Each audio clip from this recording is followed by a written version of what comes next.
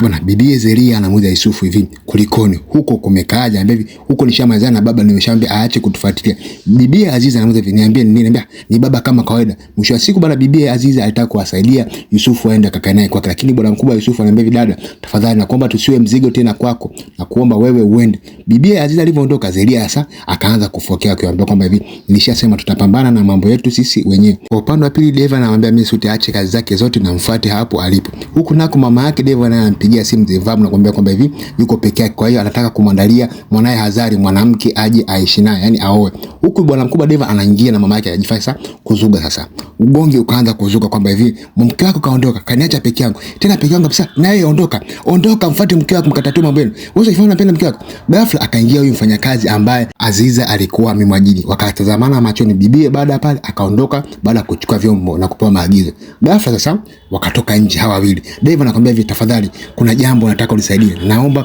unipelekee chakula, kuna wageni wawili wako kule chini, hili jambo la uhai au kifo. Bibie yule akakubali, kisha bwana mkubwa Deva akajikataa. Bibie yule akaanza kusema lazima ndalipiza kisasi changu. Ghafla akamfungulia tena mlango bwana mkubwa Hazari kama kaida yake alikuwa amekuja na mafurushi ya kutosha na kumwambia mama yuko wapi Deva. Ambaye Deva ametoka mara moja, ila kuna jambo nataka nizungumze mimi na yeye mwanangu. Hasa kwa upande wa pili, huyu mzee bana anataka kulifuta kosa au dhambi za bibie Aisel kupitia kakake, lakini bwana mkubwa Deva anaamua kumind kinoma na kumwambia kwamba hivi dhambi ya mtu mmoja haiwezi kwenda kwa mtu mwingine kamwe. Mtu asiyekuwa na hatia asipewe hukumu ya mtu mwingine. Baada ya kuambia vile, yule mzee akapanda gari lake na kusepa. Hasa upande wa pili, bibie Melissa amefika gerezani kwenda kumuona bwana mkubwa Jemo, lakini anakutana na barua ya bwana mkubwa Jemo ikisema kwamba hivi, Melissa mke wangu kipenzi, nakupenda sana, naomba usije tena hapa gerezani na sitaki kukuona tena.